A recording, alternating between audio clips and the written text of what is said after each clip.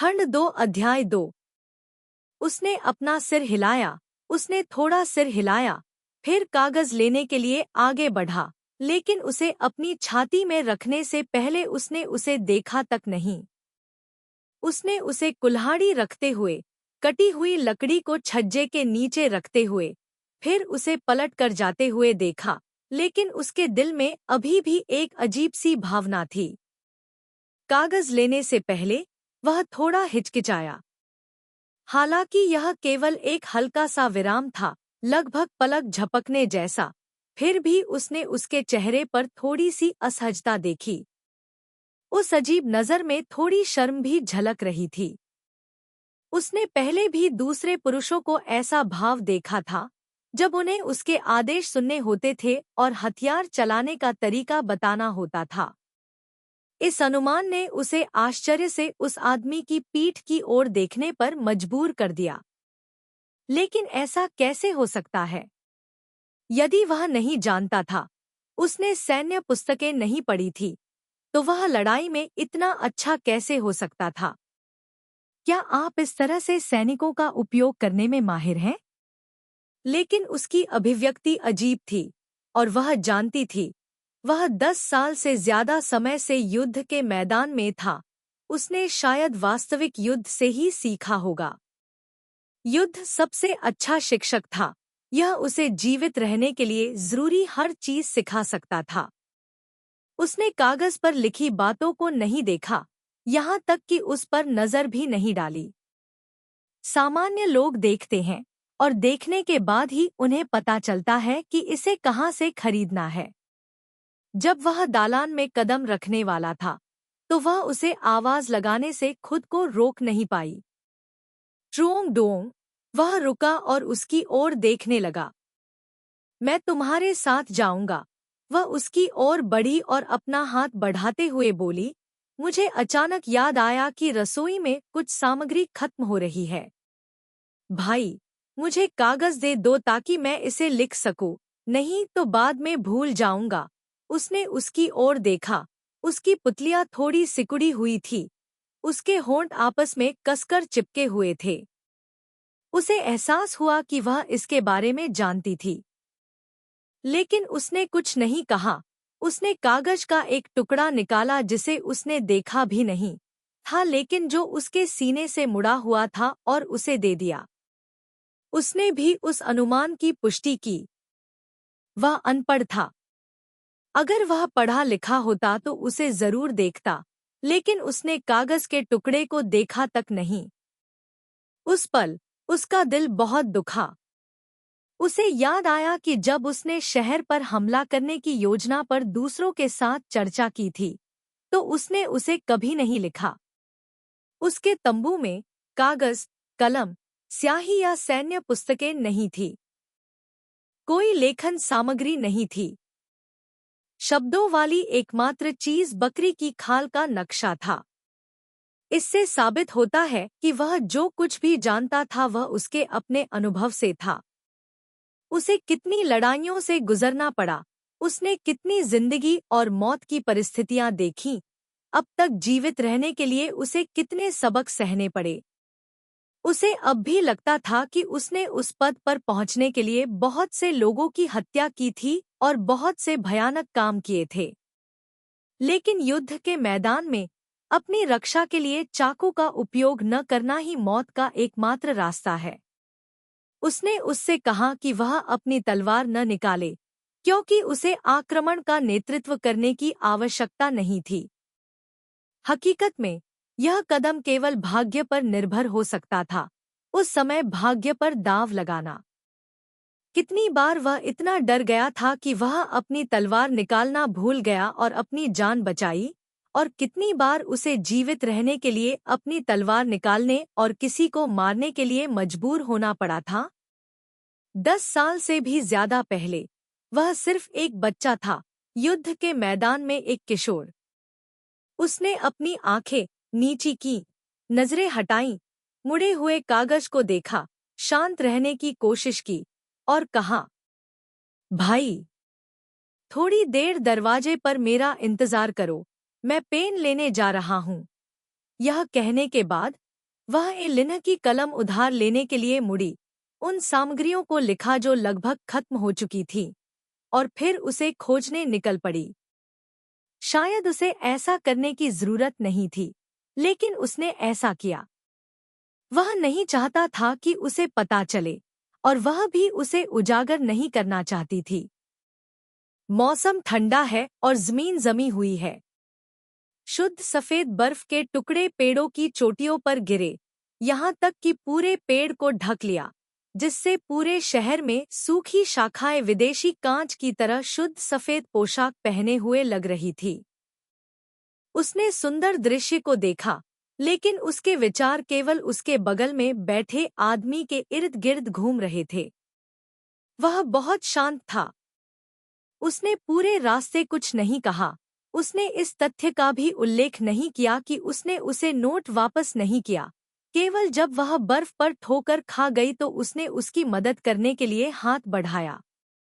वह स्पष्ट रूप से देख सकती थी कि वह उसके कदमों से कदम मिलाते हुए धीरे धीरे चलने की कोशिश कर रहा था। इन बातों के अलावा उसे नहीं पता था कि वह क्या सोच रहा था। उसके दृढ़ रहने का इंतजार करते हुए उसने तुरंत अपना हाथ वापस खींच लिया, जिससे वह हाथ जो उसने पकड़ा हुआ था थोड़ा गर्म महसूस हुआ। वह उसके साथ आगे बढ़ती रही। उन दोनों के बीच अंतहीन खामोशी छाई रही। सौभाग्य से उस छोटी सी गली से निकलने के बाद वहां और भी अधिक पैदल यात्री थे। बाजार के जितना करीब होंगे, उतनी ही अधिक दुकानें और सड़क किनारे विक्रेता होंगे तथा वातावरण उतना ही अधिक हलचल भरा होगा। सड़क पर लोगों और बकरियों के अलावा गधे और घोड़े भी थे, लेकिन ज्यादातर ऊंचे ऊंट धीरे धीरे उसके पास से गुजर रहे थे। व्यापारी 3 या 5 के समूहों में इकट्ठे हुए थे, कभी कभी मेज पर कपड़े का एक टुकड़ा फैलाए हुए। वह देख नहीं सकती थी, नहीं जानती थी कि वे क्या कर रहे हैं। यह तो सौदेबाजी है। उसकी आवाज सुनकर उसने अपना सिर घुमाया और वह आगे बोला।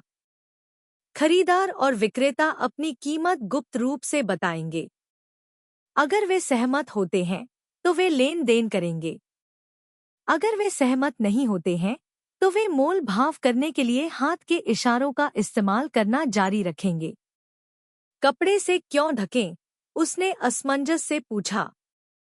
कपड़े का उपयोग अन्य लोगों को दूसरे पक्ष की बोली देखने से रोकने के लिए किया जाता है, ताकि अगला व्यक्ति भी सौदा करने के लिए उसी कम या उससे भी कम कीमत का उपयोग करने से रोका जा सके।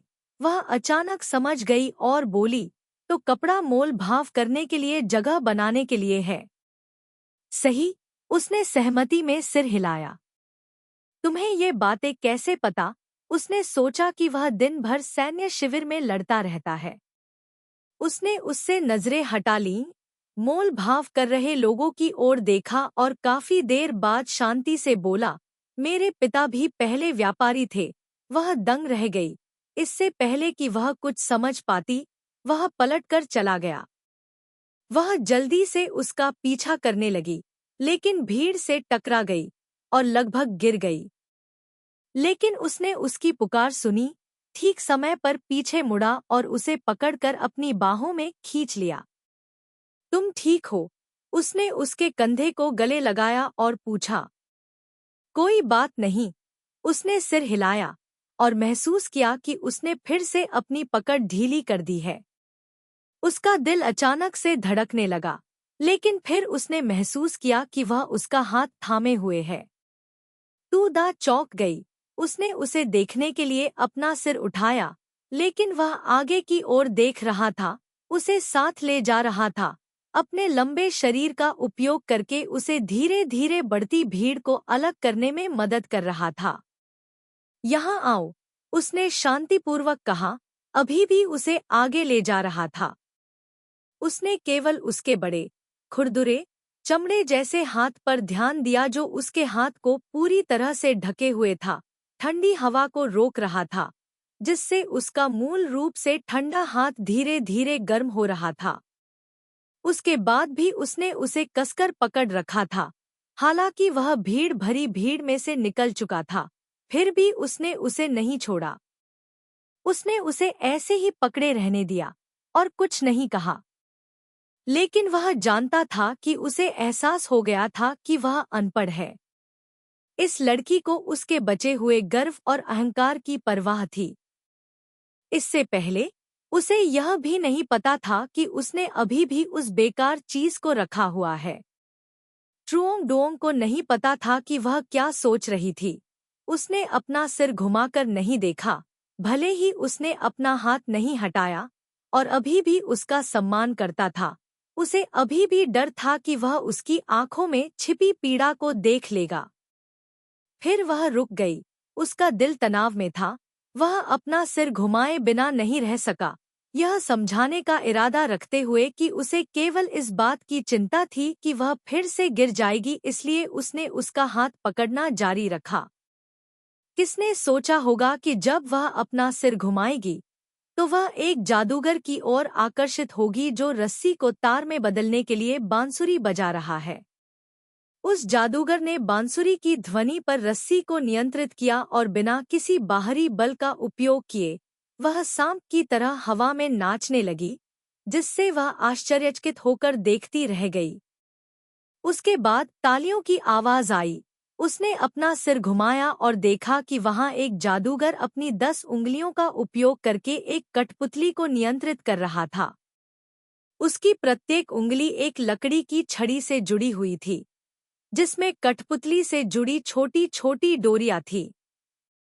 उन्होंने कठपुतली को चलने, घूमने और यहाँ तक कि लकड़ी की कठपुतली से बात करने के लिए नियंत्रित किया, जिससे यह सजीव दिखाई दे। इस जगह पर दुनिया भर से व्यापारी इकट्ठा होते थे, यहाँ तक कि उनकी आंखों और बालों का रंग भी अलग अलग था, और उनके द्वारा बेचे जाने वाले उत्पाद भी बेहद विविध थे। न केवल सभी प्रकार के स्वाद हैं, रेशम, सभी रंगों और आकारों के कालीन, लेकिन बकरी के बाल, जानवरों की खाल भी। बेशक कई लोग घोड़े, भैंस, बकरी, गधे और ऊंट का व्यापार भी करते हैं। यह जगह इतनी शोरगुल वाली क्यों है? मुझे याद है तुमने कहा था कि यह एक सुनसान शहर है। यह बात 10 साल से भी पहले सच थी। यह महसूस करते हुए कि उसका ध्यान भटक गया था, उसने राहत महसूस की और समझाया, क्या तुम पास में बर्फीला पहाड़ देख रही हो? उसने अपना सिर घुमाया और देखा कि शहर के बाहर दूरी पर बर्फ से ढके पहाड़ थे। वह जानती थी कि यहाँ पहुँचने के लिए उन्हें उस पर्वत श्रृंखला को पार करना होगा। वह उसके पीछे खड़ा था और ऐसी आवाज में बोल रहा था जिसे सिर्फ वह सुन सकती थी, और समझा रहा था, यह पर्वत श्रृंखला हजारों मील लंबी है और पहाड़ पर बर्फ पूरे साल कभी नहीं पिघलती। पर्वत श्रृंखला के दक्षिण में प्राचीन रेशम मार्ग था, जिसके रास्ते में कई बड़े और छोटे किले थे। लेकिन जल्द ही उस सड़क पर मंगोल सेना ने कब्जा कर लिया। वह सिल्क रोड के बारे में जानती थी, उसने इसके बारे में किताबों में पढ़ा था। उसने उससे कहा, सेना मंगोलिया की अलग अलग जनजातियों से बनी थी, और जनजातियां उतनी एकजुट नहीं थी जितना लोग सोचते थे। उसने इस कुलपति को शुल्क दिया था, इसलिए वह किसी अन्य कुलपति को उपहार देने से खुद को रोक नहीं सकी। यदि आप गलती से उनमें से किसी को अपमानित कर देते हैं, तो 1 साल का सामान जब्त हो जाना कोई असामान्य बात नहीं है। यह तो बताने की जरूरत ही नहीं कि वे लोग अक्सर मांग करते रहते हैं, भले ही हम पैसे खो दें, हम केवल कड़वी गोली ही निगल सकते हैं। उसे अचानक समझ में आया, इसीलिए व्यापारी यहाँ इकट्ठे हुए हैं। हाँ, धीरे धीरे उत्तर में यह परित्यक्त महल धीरे धीरे कुछ व्यापारियों के लिए एक सभा स्थल बन गया, जिनके पास ज्यादा पैसा नहीं था, जो सर्दियों का फायदा उठाकर गुप्त रूप से व्यापार करते थे। वह पलटी और उसकी ओर देखा, लेकिन यहाँ तक पहुँचने के लिए हमें कम से कम 100 मील आगे जाना होगा, है ना? यह सुनकर उसने फिर कहा, हालांकि हमें अभी 100 मील और जाना है, लेकिन व्यापारी बहुत दूर से आए हैं। वे 100 मील की तो बात ही छोड़िए, 1000 मील भी जा सकते हैं। इसके अलावा हम सेना द्वारा शोषण से बच सकते हैं और दक्षिण की ओर जाने की तुलना में लाभ भी बहुत अधिक होगा। वास्तव में यदि कोई लाभ न होता तो कोई भी इतना लंबा चक्कर लगाने को तैयार नहीं होता। उस भव्य पर्वत श्रृंखला के आसपास घूमना भी आसान नहीं था। वह लगभग वहीं मर गई थी। सर्दी क्यों? सर्दी उतनी कठिन नहीं है, उसने आधे रास्ते में कहा। अचानक उसे एहसास हुआ, बुदबुदाया, क्योंकि सर्दी ठंडी है, अस्पताल जाना मुश्किल है, मार्च करना भी मुश्किल है। सही, उसने उसकी ओर देखा और मुस्कुराया। तुम बहुत होशियार हो। इस प्रशंसा से वह दुखी हो गई और उसने आत्मनिंदा करते हुए कहा, बहुत अधिक चतुर होना अच्छी बात नहीं है। वह हैरान था, और वह भी। अचानक तू दा को थोड़ी शर्मिंदगी महसूस हुई। उसे डर लगा कि कहीं वह उससे न पूछ ले कि उसने ऐसा क्यों कहा। उसने अपनी आंखें नीची कर ली, जल्दी से अपने सीने से मुड़ा हुआ कागज निकाला और कहा, हमें फॉक्सग्लोव, वोल्फबेरी, पैचौली और दालचीनी खरीदने की जरूरत है। क्या आप जानते हैं इसे कहाँ से खरीदा जा सकता है? उसकी आवाज घबराई हुई और कर्कश थी। उसे पता था कि वह जानबूझकर विषय बदल रही है, इसलिए उसने बस उसका हाथ धीरे से दबाया और शांति से कहा, शायद यह आगे दाईं ओर की सड़क है, चलो इसे देखते हैं। तू दा ने अपना सिर नहीं उठाया, केवल सिर हिलाया, उसे अपना हाथ पकड़ने दिया और चलना जारी रखा। क्योंकि उसने ज्यादा कुछ नहीं पूछा, क्योंकि उसने उसका हाथ थामा हुआ था, क्योंकि वह उसके साथ धीरे धीरे चल रहा था, वह धीरे धीरे शांत हो गई। कभी कभी दुकानों पर नजर डालती, जादू के करतब दिखाती। उसने कागज पकड़ा, उसे बताया कि उसे कौन सी औषधीय जड़ी बूटियां चाहिए, और वह उसे किसी स्टॉल या दुकान पर ले जाता जहां वे जड़ी बूटियां बिकती थी। तू दा थोड़ा उत्सुक था। अगर वह अनपढ़ था तो वह पहले दूसरों के साथ कैसा व्यवहार करता था, लेकिन उसे जल्द ही पता चल गया कि उसकी याददाश्त बहुत अच्छी थी। बस उसे एक औषधीय औषधीय जड़ी बूटियों का नाम और मात्रा बता दे, और वह कभी गलती नहीं करेगा। इसके अलावा वह यह भी जान जाएगा कि औषधीय जड़ी बूटियां कैसी दिखती हैं, और वह अच्छी और बुरी जड़ी बूटियों में भी अंतर कर सकेगा। इसके अलावा उसका शरीर मजबूत था और चेहरे पर दाग धब्बे थे। भले ही वह घूरता न हो, फिर भी वह डरावना दिखता था। कोई भी व्यापारी उसे धोखा देने की हिम्मत नहीं कर सकता था। उसने जो कहा वह सच था। यहाँ युद्ध हुआ था, इसलिए अभी भी खपरेल की छत वाले कुछ घर खंडहर के रूप में बचे हुए थे। लेकिन फिर भी यहाँ एकत्रित लोगों ने पहले ही सड़कों और कमरों की मरम्मत शुरू कर दी थी और यहाँ रहने की व्यवस्था कर ली थी। व्यापारियों के अलावा उसने पाया कि यहाँ कुछ सैनिक भी बचे हुए थे, लेकिन उनमें से अधिकांश ने अपनी वर्दी उतार दी थी और व्यापारियों के लिए गार्ड और अंगरक्षक बन गए थे। उसे इसका एहसास इसलिए हुआ क्योंकि वहाँ अभी भी कुछ लोग थे जो अपनी तलवारें रखते थे और फटे हुए जूते पहनते थे। यह शहर कानून से बाहर था। कोई नहीं पूछता था कि दूसरा पक्ष कहाँ से आया है, कहाँ जाना चाहता है। लोगों को दूसरे लोगों के कामों से कोई मतलब नहीं था। वह चहल पहल भरे बाजार से आकर्षित थी। इससे पहले वह केवल किताबों में अपना सिर छिपाना, चित्र बनाना, हथियार बनाना ही जानती थी और शायद ही कभी बाहर जाती थी। यदि ऐसा था भी, तो उसके गृहनगर की सड़कों पर इतनी विचित्र और दुर्लभ चीजें नहीं थी, जो उसे अपनी ओर आकर्षित करती थी, जितनी यहाँ थी। जब भी वह कोई ऐसा दृश्य देखती जो उसने पहले कभी नहीं देखा था, या कोई अपरिचित उत्पाद देखती, तो वह उसे समझाने की पहल करता। ऐसा लगता है जैसे वह यहीं बड़ा हुआ है। यहाँ लगभग कोई ऐसी बात नहीं है जो वह नहीं जानता। उसने जल्दी ही पाया कि वह कुछ भाषाएं भी जानता था और दूसरे पक्ष से आसानी से संवाद कर सकता था। वह हमेशा उसका हाथ थामे रहता था और भीड़-भाड़ वाली जगहों पर वह उसके कंधे को भी गले लगाता था, उसे अपने सीने से लगाए रखता था, दूसरों को उसे दूर धकेलने नहीं देता था। सर, महिला के लिए कंघी खरीद दें? जब उन्होंने आखिरी औषधीय जड़ी बूटियां खरीद ली और जाने वाले थे, तो उनके बगल में लकड़ी की कंघी, लकड़ी के बक्से और हेयरपिन की दुकान पर जोर से विज्ञापन दिया गया।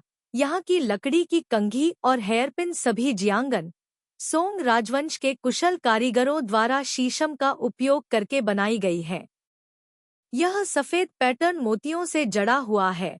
प्रथम श्रेणी की कारीगरी। व्यापारी द्वारा हजारों मील दूर अपने गृहनगर का जिक्र सुनकर वह अचानक दंग रह गई और देखने के लिए अपना सिर घुमाया। खंड 2 अध्याय 3। चांदी सफेद शैल इनले और फूलों, पत्तियों और पक्षियों के पैटर्न के साथ एक सुंदर, उत्तम लकड़ी का कंघी बॉक्स। बॉक्स पर नदी क्षेत्र के दृश्य, दक्षिण के मंडप और टावर भी उकेरे गए थे।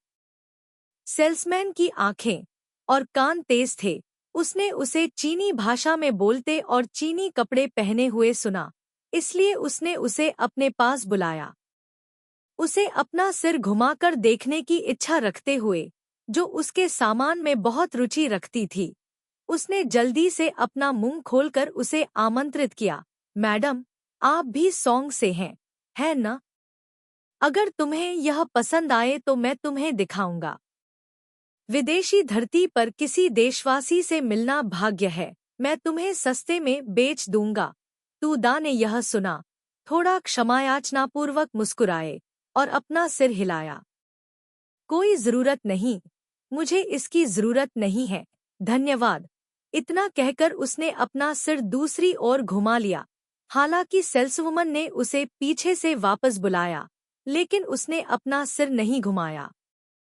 लेकिन उसने महसूस किया कि उसके हाथ में मौजूद छोटा सा हाथ अनजाने में उसका हाथ पकड़ रहा है और उसे तेजी से आगे की ओर खींच रहा है। उसे पहले से पता था कि वह दक्षिण से है, लेकिन उसे उम्मीद नहीं थी कि वह इतनी दूर की जगह से होगी। सोंग राजवंश ने मूल रूप से पूर्वी पर्वतों और नदियों के आधे से अधिक भाग पर कब्जा कर रखा था, लेकिन 100 साल पहले जिन राजवंश ने इसे दक्षिण की ओर धकेल दिया, जिससे इसका आधा क्षेत्र खत्म हो गया। लेकिन खतरनाक यांगत्जी नदी के कारण वे अभी भी दक्षिण में आराम से रह सकते हैं। वहाँ बहुत सी नदियाँ और पानी था, जलवायु गर्म थी, भूमि उपजाऊ थी, लोग खानाबदोश या घोड़े नहीं पालते थे, बल्कि खेती करते थे, मछली पकड़ते थे या व्यापार करते थे। लोग बेहद अमीर और आबादी वाले थे। इसलिए, हालांकि जब वह छोटा था, तब मंगोल सेना ने जिन राजवंश को नष्ट कर दिया था, सोंग राजवंश अभी भी अस्तित्व में था। लेकिन वह जगह बहुत दूर थी, 1000 मील से भी ज्यादा दूर। उसने बाजार में सामान को उत्सुकता से देखा। ऐसा लग रहा था कि वह किसी व्यापारी परिवार में नहीं पला बढ़ा है। उसे समझ नहीं आ रहा था कि वह इतनी दूर कैसे आ गई। फिर उसे सपने में कही गई उसकी बेमतलब की बातें याद आईं। उसे अपनी निंदा याद आई। उसे नहीं पता था कि क्या हुआ था, लेकिन वह जानता था कि वह स्वेच्छा से अपना गृहनगर नहीं छोड़ रही थी। उस रात उसने एक और सपना देखा। अपने सपने में रो रही थी। उसे नहीं पता था कि क्या करना है।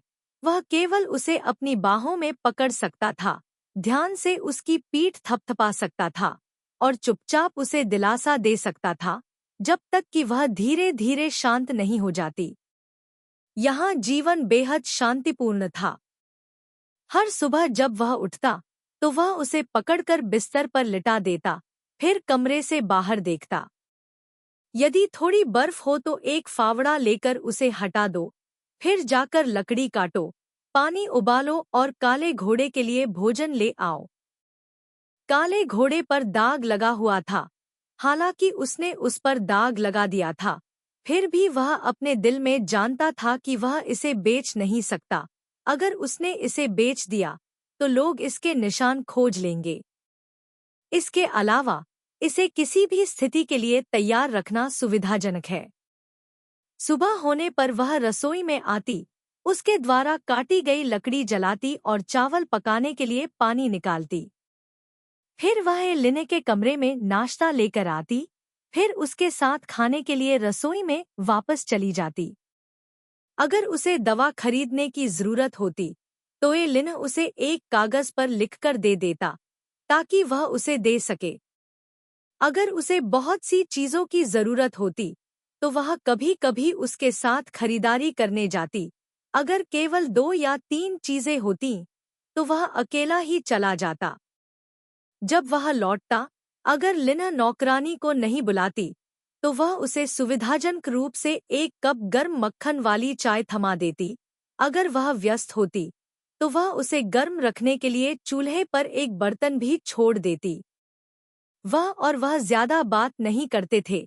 कभी कभी वे एक दूसरे से दिन में केवल कुछ शब्द ही कहते थे, लेकिन अगर उसके कपड़े फटे होते तो वह उन्हें पैच लगाने के लिए ले जाती। अगर उसके जूते गंदे होते तो वह घर की सफाई करते समय उसके लिए उन्हें धो देती। दोपहर के बाद लिन के निर्देशों के अनुसार वह उसकी दवा इकट्ठा करने या कमरे की सफाई करने में मदद करता।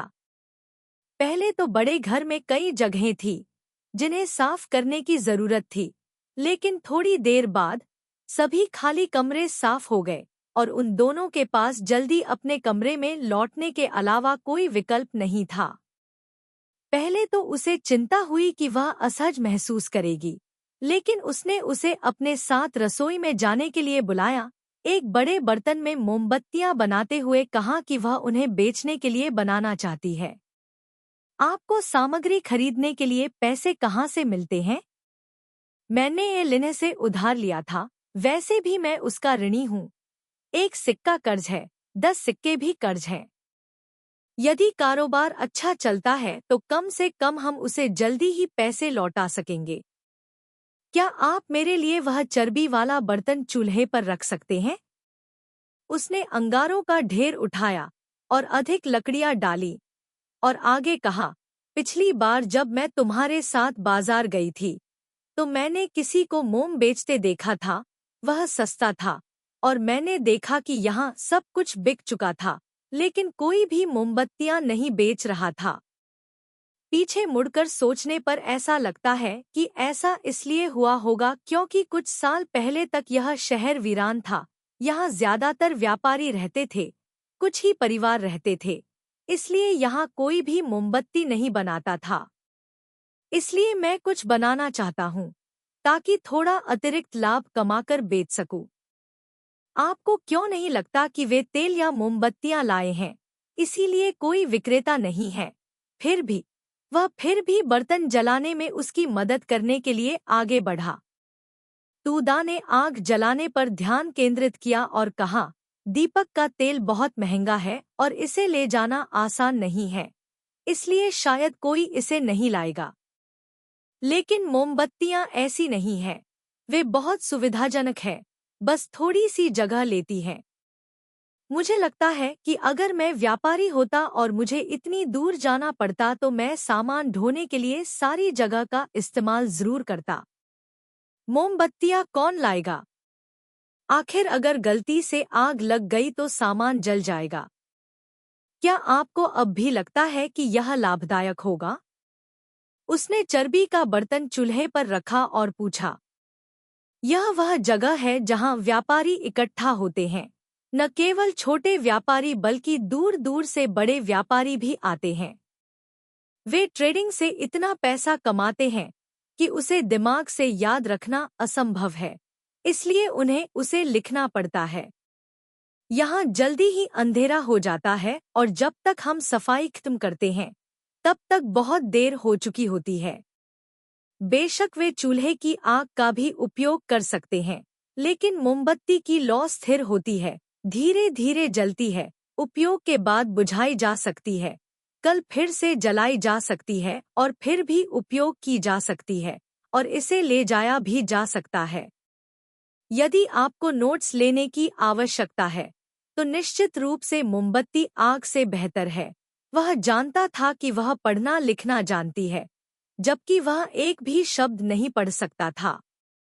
चूंकि उसने ऐसा कहा था, इसलिए उसने ज्यादा कुछ नहीं पूछा और उसे इसे बनाने में मदद करना जारी रखा। पहले तो उसने बहुत ज्यादा नहीं बनाया, सिर्फ 10 कमरे में मिले एक टूटे हुए कप को साँचे की तरह इस्तेमाल करके। बकरी की चर्बी और मोम के अलावा उसने खुशबू बढ़ाने के लिए थोड़ा अरंडी का तेल भी मिलाया। उसे ठंडा होने के बाद वह मोमबत्तियों को सांचों में डाल देती। अगले दिन वह मोमबत्तियां बेचने के लिए ले जाता।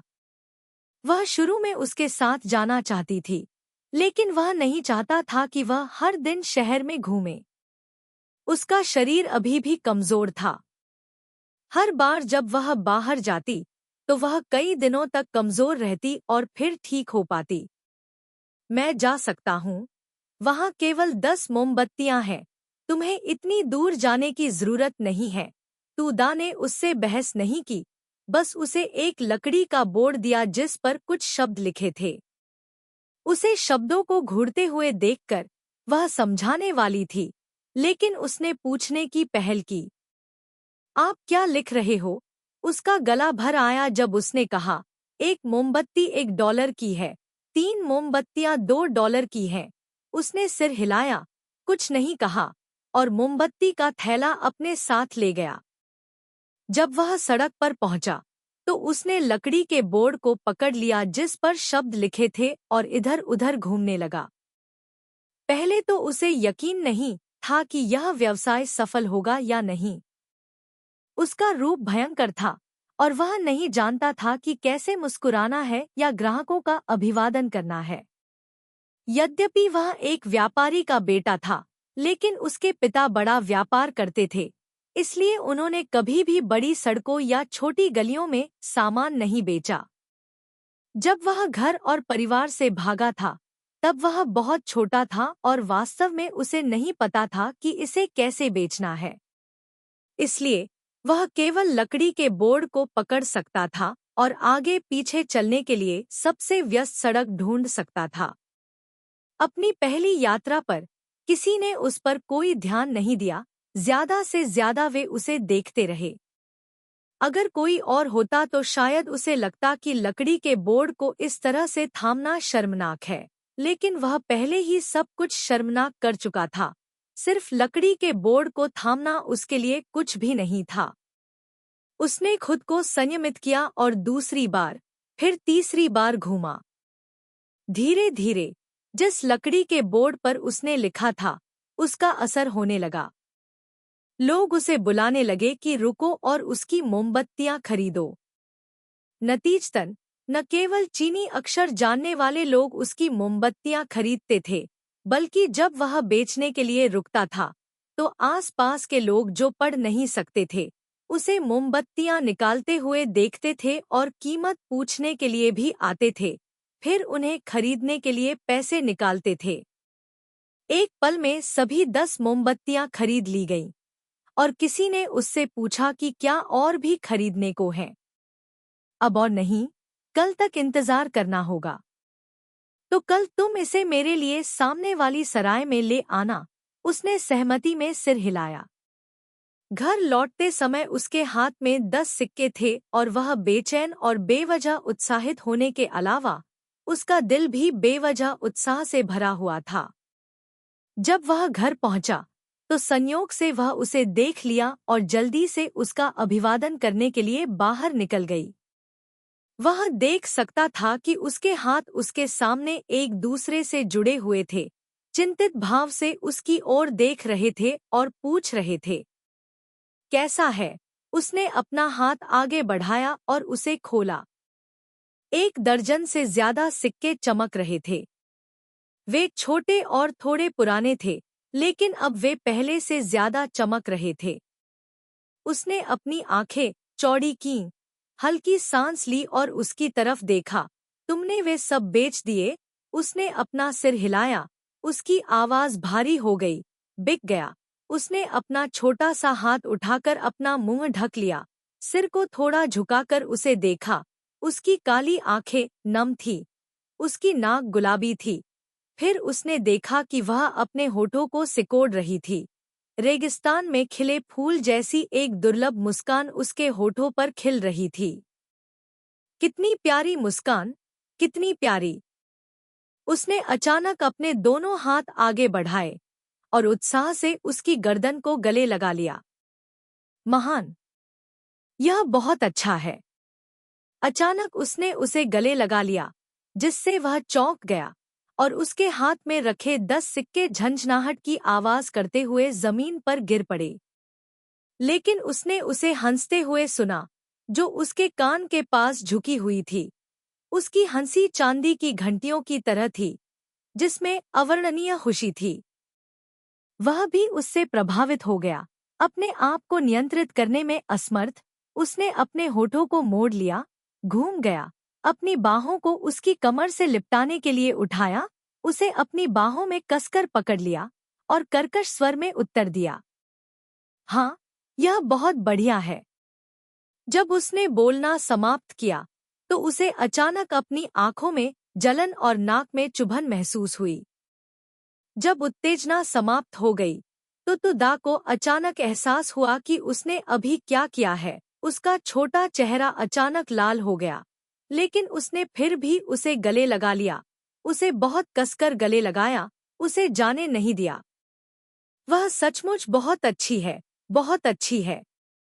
हालांकि उस आदमी की आवाज में हंसी की झलक थी, लेकिन किसी कारणवश उसका गला रुंध गया था।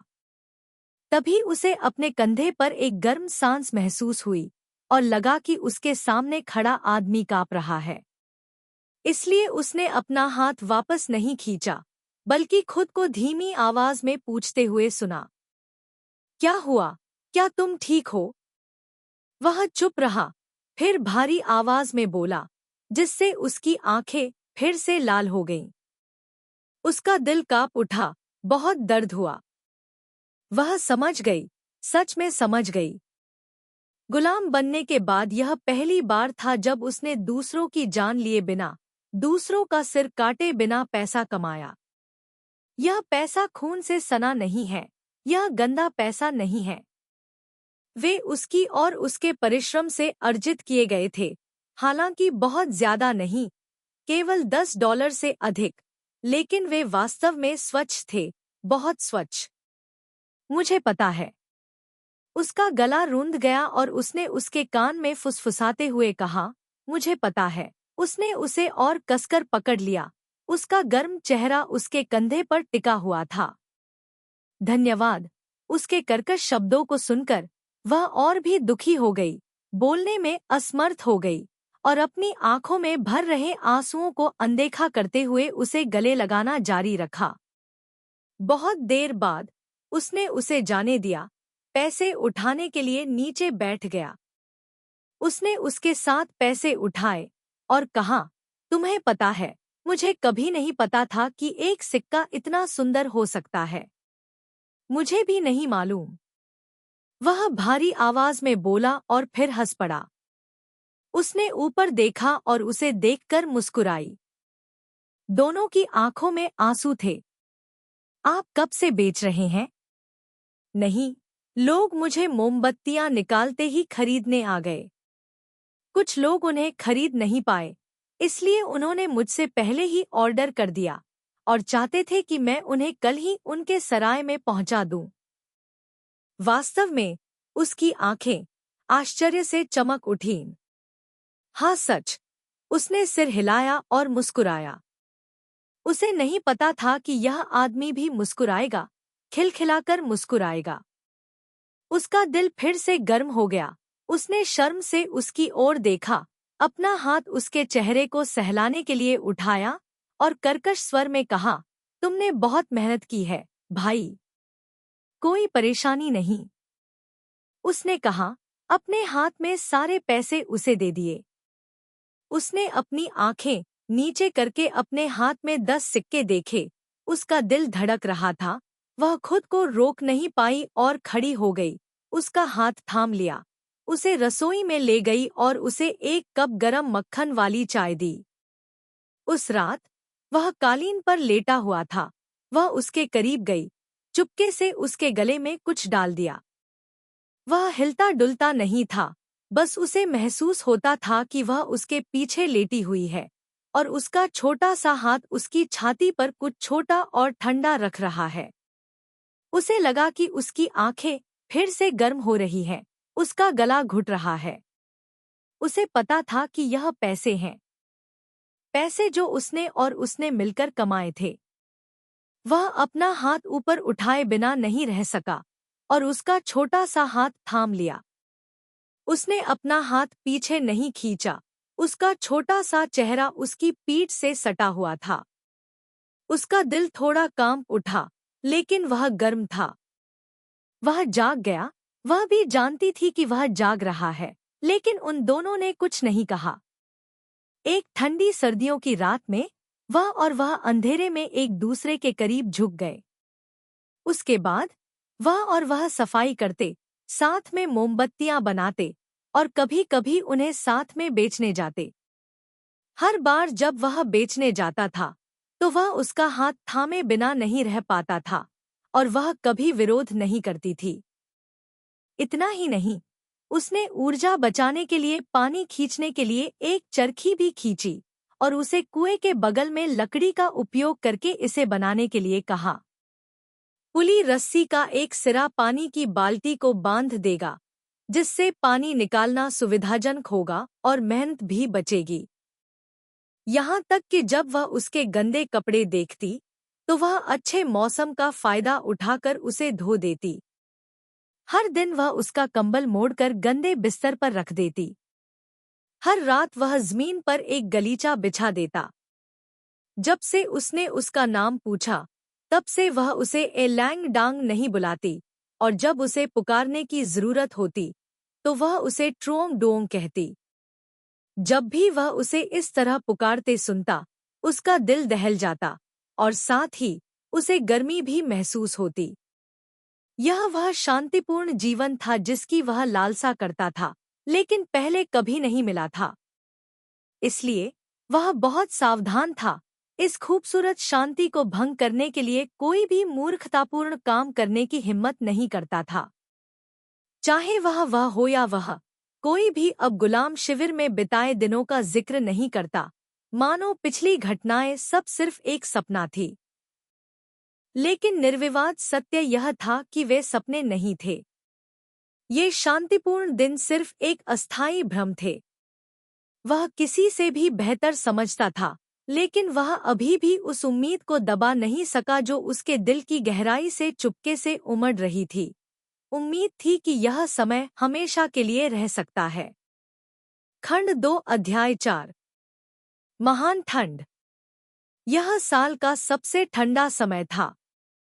चाहे मैं कितनी भी देर तक आसमान की ओर देखता रहूं, आसमान अभी भी विशाल धूसर ही था।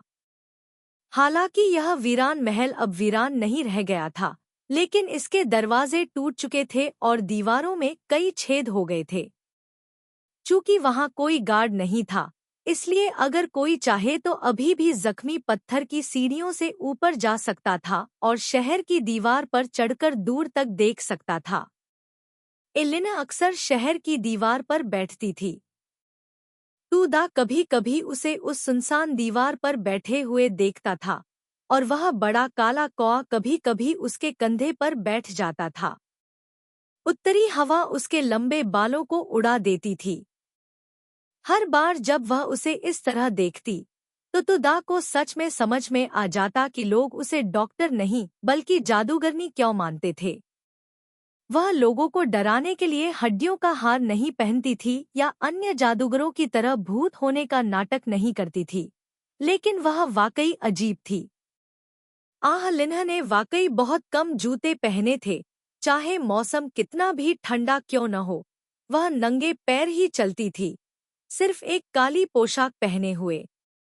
तार्किक रूप से तो मौसम ठंडा होना चाहिए, लेकिन वह अक्सर अपने जूते पहनना भूल जाती है और अक्सर कोट भी नहीं पहनती। लेकिन इतने कम कपड़े पहनने के बावजूद भी वह कभी बीमार नहीं पड़ी।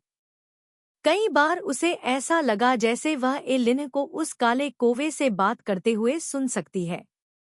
लेकिन हर बार जब वह देखने के लिए अपना सिर उठाती या अपने दृश्य को अवरुद्ध करने वाले दरवाजे को खोलती, तो एक व्यक्ति और एक कौवा चुप हो जाते, केवल अपनी ठंडी काली आंखों से उसे देखते, जब तक कि वह चतुराई से पीछे नहीं हट जाती। महिला जादूगरनी हर किसी के साथ इस तरह से उदासीन व्यवहार करती थी। उसका चेहरा बेहद खूबसूरत लेकिन ठंडा था, अनजाने में एक महान आभा बिखेरती थी, जिससे लोग हमेशा उससे बात करने की हिम्मत नहीं करते थे।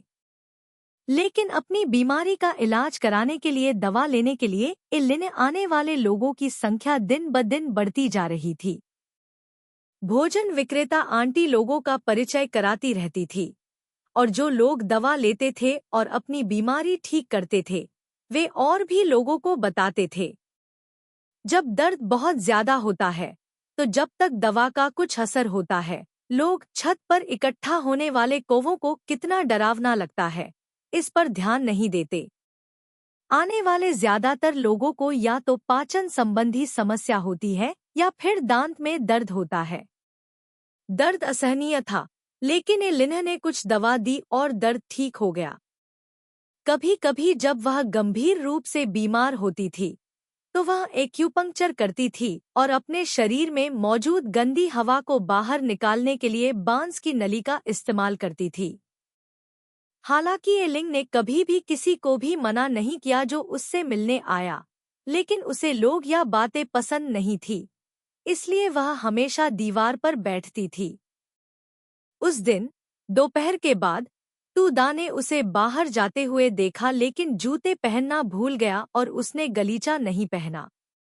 वह कुछ देर तक इंतजार करती रही, लेकिन जब उसे वह वापस नहीं आया, तो वह अपने जूते और कालीन लेकर शहर की दीवार के पास चली गई।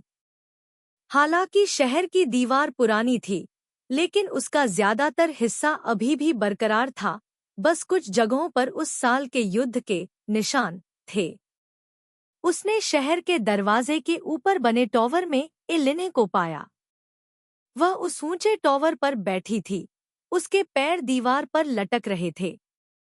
उसने असीम सफेद बर्फ की दुनिया को नहीं देखा, बर्फ से ढके पहाड़ों को नहीं देखा, नहीं उसने सांप की तरह घुमावदार जमी हुई नदी को देखा, बल्कि सिर्फ अपनी आंखें नीची करके एक के बाद एक दूर से आते हुए व्यापारी कारवां को देखा।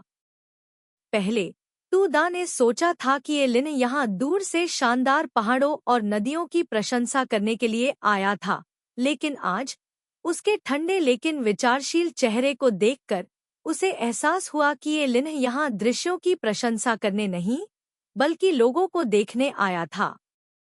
इसीलिए वह अक्सर दोपहर के बाद ही यहाँ आती है, क्योंकि दोपहर के बाद ही दूर दूर से आने वाले कारवां शहर में प्रवेश कर सकते हैं। उसे उत्सुकता तो थी, लेकिन कारण समझ नहीं आ रहा था, इसलिए वह आगे बढ़कर धीरे से आवाज लगा सकी। एलिन्हा, लड़की ने आवाज सुनी और उसकी ओर देखा। ठंड है, बर्फ पड़ने वाली है, सर्दी मत पकड़ लेना। टूदा ने उसे जूते और कालीन दिए। एलिन्हा ने उसकी ओर देखा, कालीन को पकड़ने के लिए हाथ बढ़ाया, अपने जूते पहने, फिर व्यापारी दल को नीचे देखती रही। टूदा ने उसे और परेशान नहीं किया, मुड़कर चला गया, लेकिन फिर से उसकी ठंडी आवाज सुनी। तुम्हारा शरीर कमजोर है, अब फर्श पर मत सो, यह सचमुच बेवकूफी है। टूदा दंग रह गई, उसका छोटा सा चेहरा किसी कारण से गर्म हो रहा था। उसे नहीं पता था कि एलिन को यह बात कैसे पता चली। उसे लगा कि उसने इसे बहुत अच्छी तरह से छुपाया है। पुरुषों की इच्छाएं होती हैं, अगर आप उन्हें ये इच्छाएं नहीं देते हैं, तो अन्य महिलाएं उनके ऊपर चढ़ने का अवसर लेंगी। इस वाक्य ने उसे आश्चर्य में सिर घुमाने पर मजबूर कर दिया। एलिना अभी भी नीचे खड़े लोगों को देख रही थी, उसकी ओर देखने की भी जहमत नहीं उठा रही थी, बस बोलती रही, टाईगुयन कबीले का व्यक्तित्व उदार है, और वे जो कुछ भी करते हैं, उसमें सीधे सादे होते हैं। यदि महिलाएं किसी पुरुष को पसंद करती हैं या उससे संतुष्ट हैं, भले ही वह विवाहित हो, तो वे विनम्र नहीं होंगी। क्योंकि कई स्थानों पर बहुविवाह को स्वीकार किया जाता है। बिल्कुल। एलिना ने अपनी काली आंखों से उसकी ओर देखा और कहा, जब तक कि तुम्हारे मन में उसके लिए कोई भावना न हो। अगर ऐसा है तो उसे बाहर जाकर अपनी भड़ास निकालने दो। जब वह वापस आएगा तब भी वह उसे भगवान की तरह मानता रहेगा और उसकी पूजा करता रहेगा।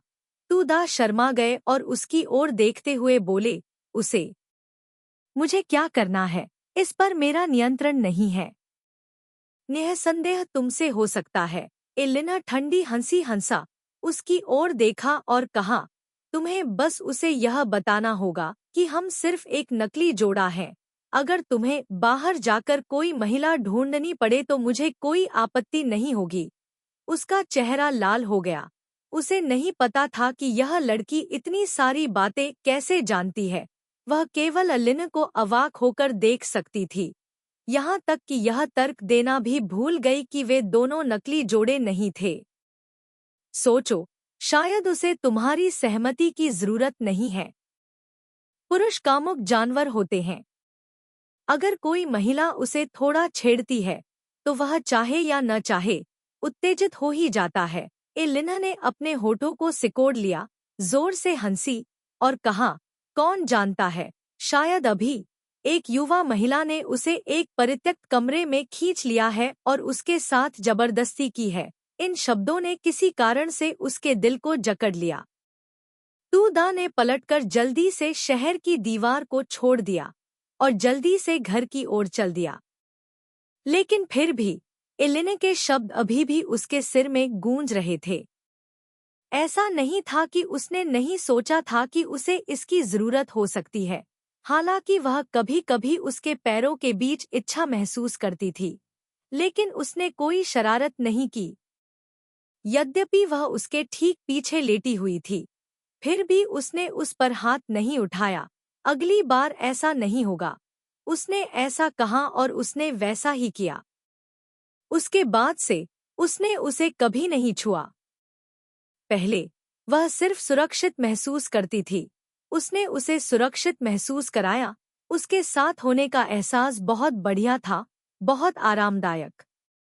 उसे उसका हाथ थामना अच्छा लगता था, रात में उसे गले लगाना अच्छा लगता था, उसकी रक्षा करना अच्छा लगता था। लेकिन एलिना के कुछ छोटे वाक्यों ने उस भ्रम को तोड़ दिया। शायद यह सच था जैसा एलिना ने कहा था, बाहर पहले से ही ऐसी महिलाएं थीं जो उसकी बाहों में गिर गई थी, इसलिए वह उसे छूने से बच सकता था। यह भी हो सकता है कि वह उसे बिल्कुल नहीं चाहता था।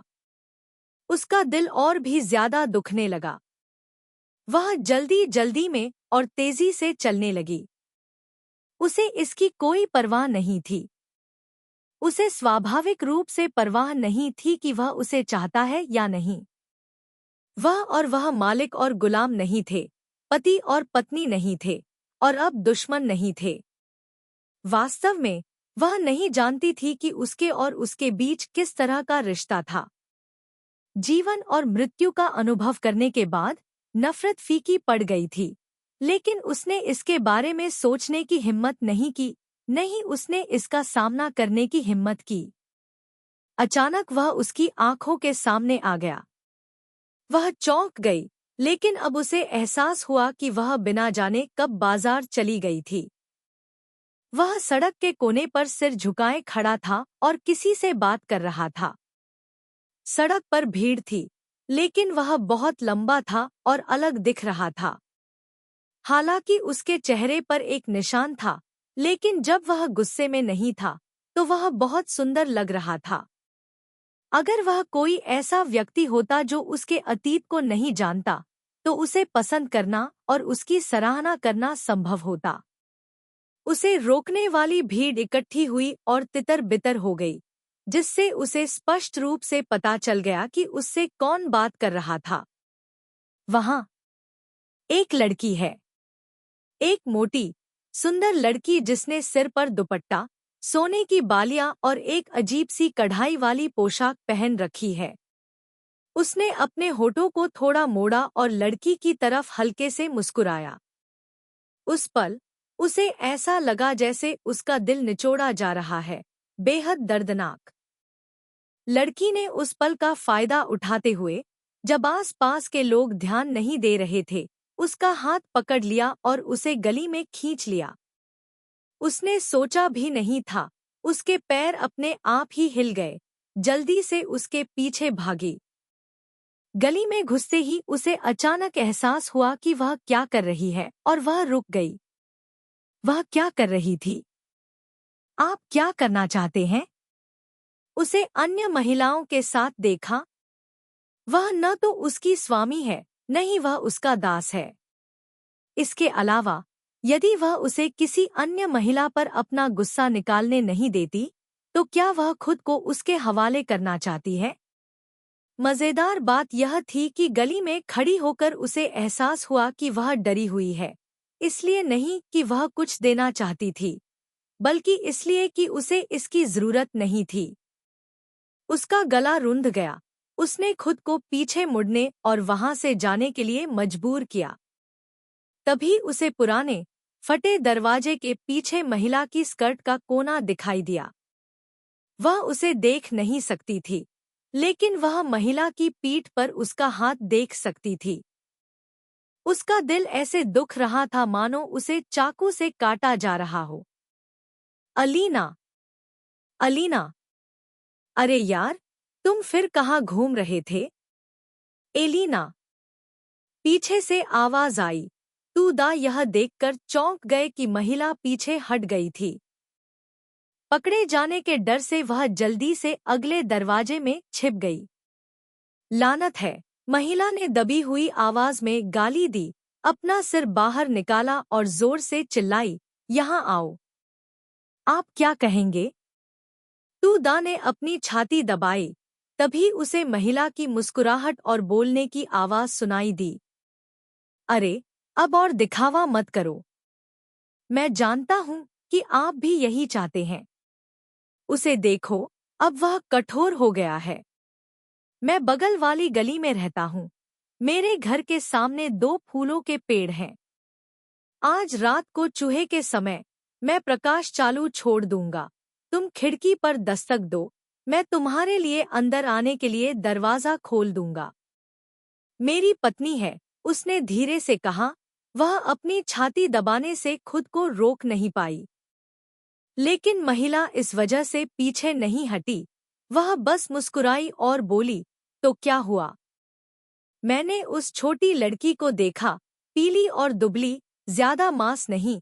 अगर वह आपको संतुष्ट कर सकती है, तो आप इतने कठोर कैसे हो सकते हैं?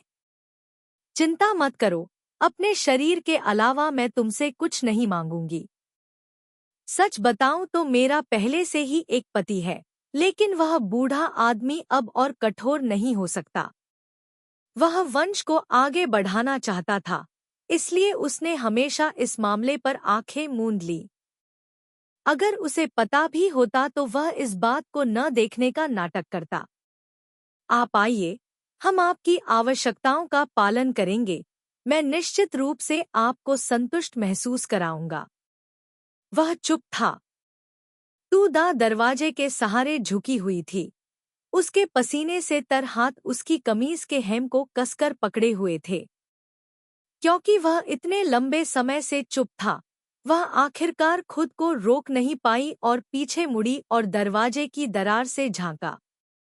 उसने उस महिला को देखा, जिसे पता नहीं था कि उसने कब उसकी कमीज नीचे खींच दी थी। एक छोटा हाथ उसकी मजबूत नंगी छाती पर रखा था, दूसरे हाथ से उसकी गर्दन को सहलाया, उसे दीवार से सटाया, उसके होठों को चूमने के लिए अपना सिर उठाया। तूदा का दिमाग खाली था, वह कुछ भी नहीं सोच पा रही थी। उसने केवल उस चुलबुली लड़की को देखा जो अभी भी उसके पैरों के बीच अपना हाथ डाले हुए थी, उसकी जांघों को पकड़े हुए थी। उसने उस छोटे हाथ को पकड़ लिया, लेकिन वह केवल हंसी। ओह, यह तो स्पष्ट है। कठिन और बड़ा। उसने अपने होंठ उसके होठों पर दबाए, बोलते समय उसका चेहरा आनंद से भरा हुआ था। फिर उसने उसके सीने पर हाथ मारा, अपने मुलायम होठों को काटा और कहा, याद रखना, आज रात चूहे के समय मैं तुम्हारा इंतजार करूंगी। इतना कहकर वह पलट गई। तूदा घबरा गया। उसे डर था कि कहीं कोई उसे देख न ले, इसलिए वह जल्दी से दरवाजे के पीछे चला गया। लेकिन उसके पास अभी भी उसका चेहरा देखने का समय था। उसने उस महिला को बिल्ली की तरह खाना चुराते हुए देखा। उसकी आंखें मुग्ध थीं। उसके गुलाबी होंठ चाट रही थी। उसके छोटे हाथ अभी भी उसकी चौड़ी खुली शर्ट के पीछे उसके भरे हुए स्तनों को रगड़ रहे थे। हल्के कदमों और आकर्षक हंसी की आवाज धीरे धीरे और दूर होती गई। वह कुछ देर वहीं खड़ा रहा, फिर चला गया। तूदा लाल चेहरे और गुलाबी कानों के साथ चुपचाप वहां खड़ी थी। केवल उसके कानों में उसके दिल की धड़कन की आवाज सुनाई दे रही थी। उसके सीने में दिल जोरों से धड़क रहा था। हवा चुपचाप बह रही थी, कभी ठंडी, कभी गर्म, उसके शरीर को छूती हुई। उसे साफ पता था कि भले ही उसने अभी महिला का निमंत्रण स्वीकार नहीं किया था, लेकिन उसने मना भी नहीं किया था। पूरी दोपहर वह थोड़ी सी गुमसुम सी रही थी। चाहे वह खुद को कितना भी व्यस्त क्यों न कर ले, उसका दिल अभी भी बेचैन था। उसके दिमाग में सिर्फ उस औरत की हंसी और उसकी कमर पर अपना हाथ याद था। अगर वह चाहता तो उसे आसानी से दूर धकेल सकता था, लेकिन उसने ऐसा नहीं किया। एलिना ने कहा, पुरुषों की भी इच्छाएं होती हैं। दरअसल वह जानती थी, वह हमेशा से जानती थी। उसे याद आया जब वह उसके ऊपर झुका था, उसकी गर्दन को चूमा था और उसके शरीर को सहलाया था। उसे उसके गर्म होंठ और जीभ, उसके बड़े हाथ और स्पष्ट उंगलियां, उसका गर्म, दृढ़ शरीर याद आया। उसे याद आया कि वह उसकी टांगों के बीच दबा हुआ था, उससे चिपटा हुआ था, हाँफ रहा था, लेकिन धीरे से उसे सहला रहा था। डरो मत, डरो मत। ऐसा लग रहा था जैसे उसकी आवाज मेरे ठीक बगल में आ रही है। गर्म सांसें उसके कानों में घुस रही थी। उसे वह एहसास याद आ गया जब वह आधी जागती और आधी सोती हुई बेशर्मी से उसके हाथ से रगड़ते हुए खुद को नियंत्रित नहीं कर पा रही थी। उसे याद है कि वह उसके कान के निचले हिस्से को चूस रहा था, अपनी जीभ उसके मुंह में डाल रहा था, उसके होठों और जीभ को आपस में मिला रहा था। उसे याद है कि वह अपने मजबूत शरीर को उसके शरीर पर दबा रहा था, रगड़ रहा था। उसके दिल में दबी सारी यादें बाहर आ गईं। यह सब इतना स्पष्ट रूप से याद करने से उसका दिल तेजी से धड़कने लगा। उसका छोटा सा चेहरा लाल हो गया। लेकिन वह वास्तव में उसे नहीं चाहता था। उस समय वह सपना देख रहा था। सपने के कारण उसने गलती से सोचा कि वह कोई दूसरी औरत है, आज की लड़की की तरह एक मोटी और कोमल औरत। कुछ ही दूर पर एक दरवाजा बंद होने की आवाज सुनाई दी। वह वापस आ गया था। खंड 2 अध्याय 5। उसने अचानक ऊपर देखा, उसे आगे बढ़ते हुए सुना। आम तौर पर जब वह घर आता है तो सबसे पहले उससे मिलने आता है और उसके साथ गरम चाय पीता है। किसी अज्ञात कारण से उसने मक्खन वाली चाय का बर्तन और आधी उबली कितली वहीं छोड़ दी। घबराहट में तौलिया पकड़ा और रसोई से बाहर भाग गई। कौन जानता था कि वह अभी भी एक कदम पीछे थी, यार्ड में खड़े उससे टकरा गई। उसे देखकर उसका ठंडा चेहरा अचानक एक पल में नरम हो गया। उसका दिल बहुत तेजी से धड़क रहा था। उसने खुद को बोलने के लिए अपना मुंह खोलते हुए सुना, आप वापस आ गए हैं? मैं घर पर हूँ। वह उसकी ओर बढ़ा। वह लगभग अपने कदम पीछे खींचने से खुद को रोक नहीं सकी। उसका गला भर आया, उसकी आवाज भारी हो गई। मैं एलिना चाहती है कि मैं दवाइयों की अलमारी साफ कर दूं। मैंने चाय मेज पर रख दी। मुझे नहीं पता कि यह उसका भ्रम था या नहीं, लेकिन वह थोड़ा निराश लग रहा था। लेकिन उसने जवाब दिया, यदि आप व्यस्त हैं तो आगे बढ़े, मैं इसे स्वयं कर सकता हूँ। उसने सिर हिलाया, तौलिया कसकर पकड़ा और जल्दी से चली गई। वह काफी देर तक दवा कैबिनेट के पास खड़ी रही, जब तक कि उसने हिम्मत नहीं जुटाई और रसोई में वापस नहीं आ गई। उसने बकरी के मांस का एक साधारण सूप और चावल पकाना समाप्त कर दिया था। उसने कुछ लिया और उसे एलिना के पास ले आई। वापस लौटने से पहले रास्ते में थोड़ी देर के लिए झिझकी। रसोई में उसने बर्तन साफ कर लिए थे, लेकिन पहले नहीं खाया, अभी भी उसका इंतजार कर रहा था। वह लंबी कुर्सी पर बैठ गई, उसके साथ खाना खा रही थी। चावल यहाँ लोकप्रिय नहीं था, लेकिन एलिना को केवल चावल खाना पसंद था, इसलिए उन्होंने उसके जैसा ही खाया। दोनों को समझ में आ गया कि यह उसकी अच्छी मंशा है, इसलिए उन्होंने कभी शिकायत नहीं की। पहले उसके साथ खाना हमेशा लोगों को सुकून देता था। वह उसे बताता कि बाजार में क्या हुआ। रात के खाने के बाद वह उसे दिन भर की बिक्री से पैसे देता, उसे रख देता, फिर उसके साथ मोमबत्तियां बनाता। लेकिन इस भोजन के दौरान उसने उसके द्वारा कहे गए एक भी शब्द को नहीं सुना। उसका मन लड़की की कमर को गले लगाने वाले उसके बड़े हाथ, लड़की द्वारा उसे गले लगाने, उसके होठों को चूमने, उसकी मजबूत छाती को सहलाने से भटक रहा था। इस छवि ने उसे अपना भोजन निगलने में असमर्थ बना दिया। वह उसे देखने के लिए अपना सिर उठाने की हिम्मत नहीं कर पाई, लेकिन फिर भी वह कटोरा और चॉपस्टिक पकड़े हुए उसके हाथों को देखने से खुद को रोक नहीं पाई। उसके हाथ बहुत बड़े थे, आसानी से उसे गले लगा सकते थे। उसे उसके द्वारा गले लगाए जाने का एहसास याद आ रहा था। उसका हाथ उसके दूधिया स्तनों पर रखा गया, उसकी कमर से होते हुए उसकी टांगों के बीच पहुंचा। उसका छोटा सा चेहरा अचानक गर्म और लाल हो गया। तुम ठीक हो?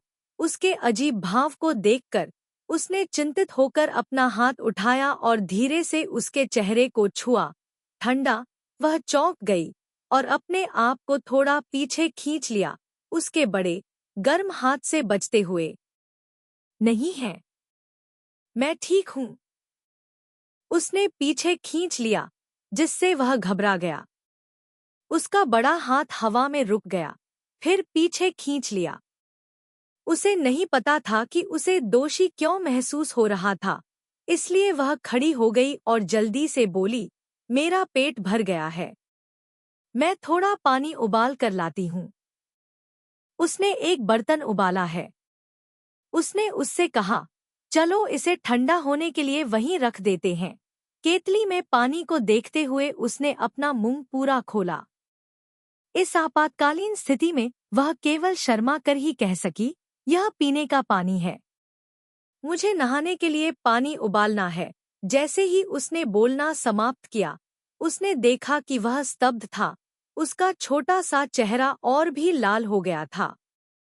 उसे नहाने की आदत थी, लेकिन उसे जोर से कहने की जरूरत नहीं थी। वह जानता था कि वह साफ सुथरी रहना पसंद करती है, इसलिए खाने के बाद वह उससे दूर रहने की कोशिश करता था ताकि उसे नहाने का समय मिल जाए। उन्होंने दोपहर में पानी का जार भी भर दिया और पत्थरों को गर्म करने में उनकी मदद की, ताकि वह उन्हें बाथरूम में लाकर हवा को गर्म रख सकें। लेकिन दोनों ने कभी भी यह बात खुलकर नहीं कही। यह उसके और उसके बीच की मौन सहमति थी। तब तो शायद पर्याप्त मात्रा में जलाऊं लकड़ी नहीं होगी। उसने अपनी आवाज धीमी कर ली, खड़ा हुआ और बोला, मैं तुम्हारे लिए कुछ लकड़ियां लाता हूँ। जैसे ही वह दरवाजा छोड़ता है, वह अपने जलते हुए चेहरे को थपथपाने के लिए अपना हाथ बढ़ाने से खुद को रोक नहीं पाती है और जल्दी से पानी उबालने के लिए मुड़ जाती है। इस घर का पिछला मालिक शायद हान था, इसलिए कमरे की शैली भी तांग और सांग राजवंश के अनुसार बनाई गई थी, लेकिन बाथरूम में पूरी तरह से विदेशी विशेषताएं थीं। चौकोर बेसिन के अलावा दीवारें और बाथटब दूर दूर के देशों से मंगाई गई रंग बिरंगी सिरेमिक टाइलों से ढके हुए थे। उसने बाथटब को कभी पानी से नहीं भरा था। पहली वजह यह थी कि यह बहुत बड़ा था और दूसरी वजह यह थी कि अंदर बहुत सी सिरेमिक टाइलें थी जो युद्ध के दौरान क्षतिग्रस्त हो गई थी और वर्षों से वे धीरे धीरे खराब हो गई थी। लेकिन विदेशी शैली का बाथरूम बहुत अच्छा था और नहाने के बाद उसे साफ करना आसान था। उसने लकड़ी के बेसिन में गर्म पानी डाला और उसे उसके लिए बाथरूम में ले आया। यह सुनिश्चित करने के बाद कि उसके पास पर्याप्त गर्म पानी है, उसने गर्म पत्थर लिया और उसे कोने में रख दिया। कमरे में ठंडी हवा के गर्म होने का इंतजार किया, फिर बाहर चली गई। उसने उसके अच्छे इरादों को अस्वीकार नहीं किया, बस एक साफ तौलिया लिया और एक तरफ खड़ी हो गई। शुरू से अंत तक शर्माती रही। सौभाग्य से उसने और कुछ नहीं कहा। उसके जाने के बाद उसने अपने कपड़े उतारे, टब के पास बैठ गई, गर्म पानी को ठंडे पानी में मिलाया और नहाना शुरू कर दिया। गर्म पानी वाष्पित हो गया, सफेद धुआं जल्दी से पूरे कमरे में फैल गया।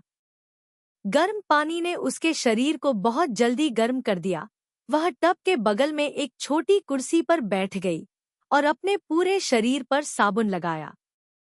बढ़ती गर्मी ने उसे धीरे धीरे शांत कर दिया। पिछले 2 महीनों में हालांकि उसे अच्छा खाना खिलाया गया था और गुलाम शिविर में रहने के समय की तुलना में उसका शरीर पहले से ज्यादा मोटा हो गया था, फिर भी वह बहुत दुबली और कमजोर दिखती थी। कोई आश्चर्य नहीं कि उस मोटी और सुंदर लड़की ने कहा कि वह ऐसी नहीं दिखती कि उसमें बहुत ज्यादा मांस है। उसने लड़की की खुली शर्ट के अंदर बर्फ जैसे सफेद स्तनों को देखा। वे 2 बड़े बंस की तरह लग रहे थे जो किसी भी पल बाहर निकल आएंगे। टूडा ने अपनी आंखें नीचे करके उसकी उभरी हुई छाती को देखा।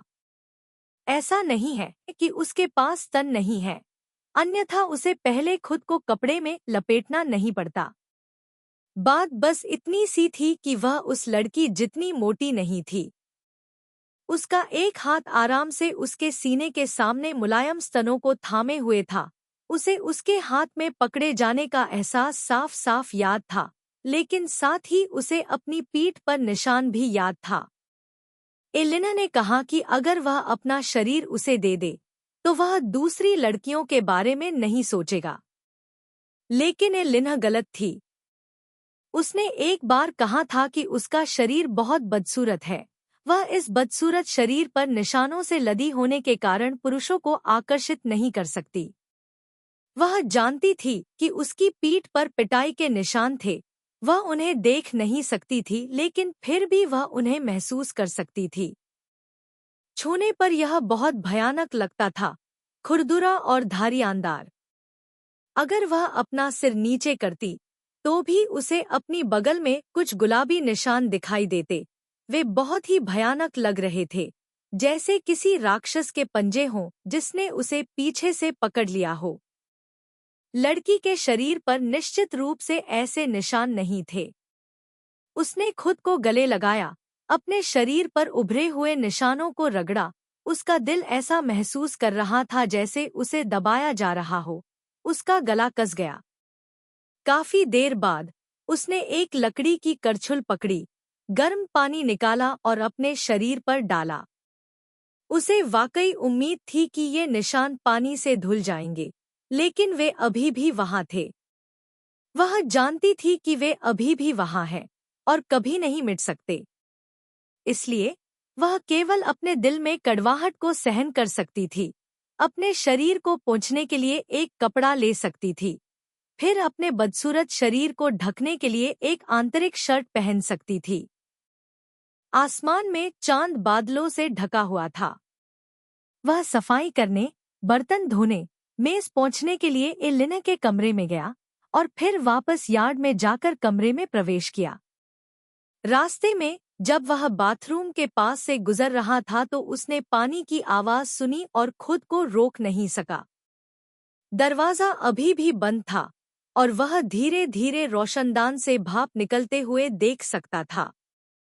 उसे पता था कि वह अंदर थी, नंगी, और उसके शरीर पर एक भी कपड़ा नहीं था। इसके बारे में सोचते ही उसकी टांगों के बीच की चीज सिकुड़कर सख्त हो गई। यह तो बताने की जरूरत ही नहीं थी कि वह जानता था कि वह उस साबुन का इस्तेमाल अपनी बर्फ जैसी सफेद त्वचा पर करेगी, अपने नन्हे हाथों से अपने कोमल, नग्न शरीर को सहलाएगी। पानी के छींटे पड़ने की आवाज, सफेद धुआं उठने की आवाज। उसने अपनी मुट्ठियां भींच ली और खुद को अपने कमरे में वापस जाने के लिए मजबूर किया।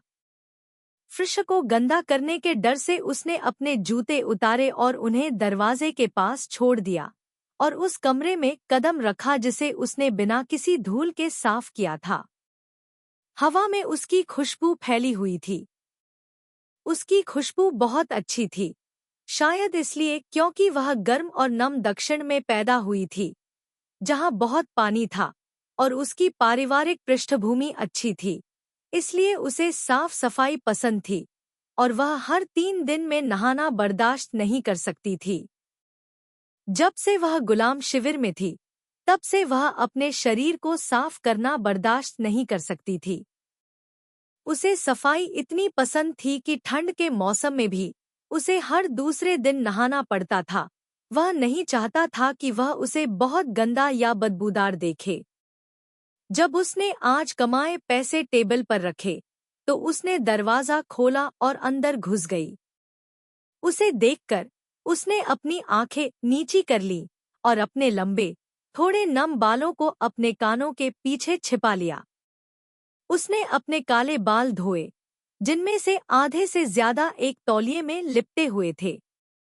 वह अभी अभी नहाकर आई थी, इसलिए उसकी खुशबू और भी ज्यादा महक रही थी। उसके सामान्य रूप से पीले गाल अब थोड़े गुलाबी हो गए थे। उसके जीवंत छोटे से मुंह पर अभी भी किसी तरह साफ पानी की एक बूंद थी। यहाँ तक कि उसके सुंदर कान भी मुलायम और गुलाबी हो गए थे। बाथरूम में अभी भी गर्म पानी है, क्या आप नहाना चाहेंगे?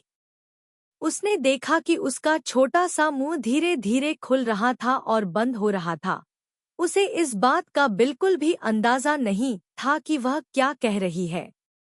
उसके मन में बस यही था कि वह अपना सिर नीचे करे, अपनी जीभ से उस पर बची हुई पानी की बूंद को चाटे और उसका स्वाद चखकर देखे कि क्या वह उतना ही मीठा है जितना उसने सोचा था। झांग यांग, वह भारी स्वर में बोली, जिससे वह होश में आ गया। अपने सामने खड़ी उस आकर्षक छोटी लड़की को देखकर उसे एहसास हुआ कि वह अनजाने में कब उसके सामने से चला आया था, और यहाँ तक कि उसके चेहरे को छूने के लिए अपना हाथ भी उठाया था। वह चौंक गया, उसका काला चेहरा थोड़ा गर्म हो गया। उसने एक कदम पीछे हट लिया। अब उसके साथ एक ही कमरे में रहने की हिम्मत नहीं थी। उसने जल्दी से जवाब देने के लिए अपना मुंह खोला।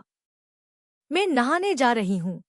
यह कहकर वह उसके पास से गुजरा और तेजी से दरवाजे से बाहर चला गया। रास्ते में उसने अपने शरीर के सारे मोटे कपड़े उतार दिए। ठंडी हवा अंदर आ रही थी, लेकिन यह उसके जलते हुए शरीर को ठंडा नहीं कर सकी, न ही यह उसके सीने में डरे हुए दिल और उबलने वाली इच्छा को शांत कर सकी। वह अभी भी गर्म, नम बाथरूम की ओर बढ़ा। जैसे ही वह दरवाजे के अंदर दाखिल हुआ, उसे एहसास हुआ कि नहाना एक गलत निर्णय था। अपने शरीर की मोहक खुशबू से भरे इस गर्म कमरे में वह बस यहीं थी, अपने कपड़े उतार रही थी, अपना मुलायम, गोरा, नंगा शरीर दिखा रही थी, दोनों हाथों से अपने साफ शरीर को सहला रही थी। वह तुरंत बाहर भागना चाहता था, लेकिन वह हिल नहीं सका। गर्मी ने उसे ऐसा महसूस कराया जैसे वह उसे गले लगा रही है, जिससे वह तुरंत लोहे की छड़ की तरह सख्त हो गया। वह ऐसी महिला नहीं थी जिसे वह छू सके। उसने अपनी मुट्ठियां भींच ली और खुद से यही कहा।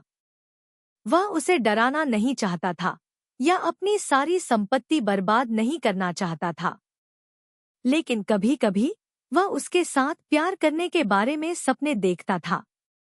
उसे हमेशा डर लगा रहता था कि वह डूब जाएगा, यहाँ तक कि सपने में भी वह खुद को आगे बढ़ने की हिम्मत नहीं जुटा पाता था।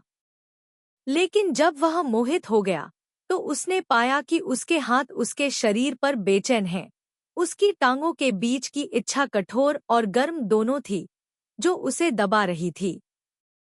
खुद को उसे छोड़ने के लिए मजबूर करना कठिन और कठिन होता जा रहा था, लंबा और लंबा, और अधिक से अधिक। वह कुछ देर और उसके पास रुकना चाहता था, ताकि उसकी गर्मजोशी महसूस कर सके। कभी-कभी वह वास्तव में बेपरवाही से यह दिखावा करना चाहता था कि वह अभी भी उसे सच में चाहने का सपना देख रहा है।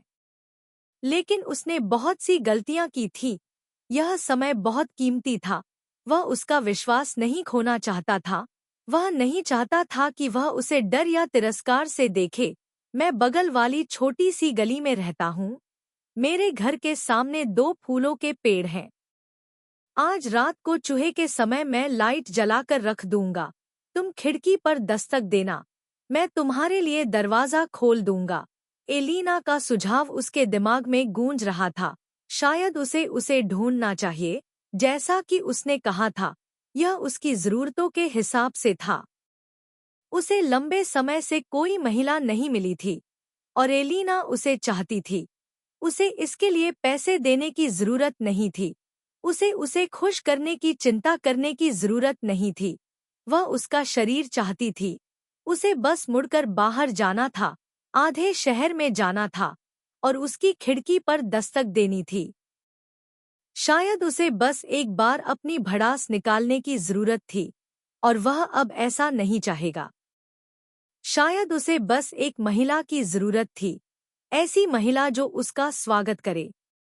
जरूरी नहीं था कि वह वही हो, लेकिन वह उसकी खुशबू को सूंघ सकता था, उसके शरीर की खुशबू को अपने चारों ओर महसूस कर सकता था।